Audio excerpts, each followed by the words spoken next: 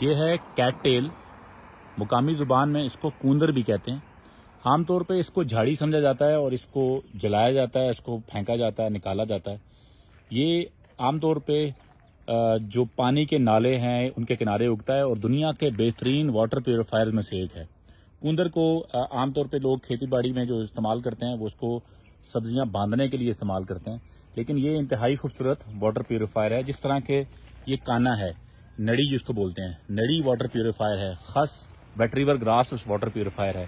ہمیں اپنے NATO plants کو استعمال کرتے ہوئے, جس میں جیسے میں نے بتایا کہ کوندر,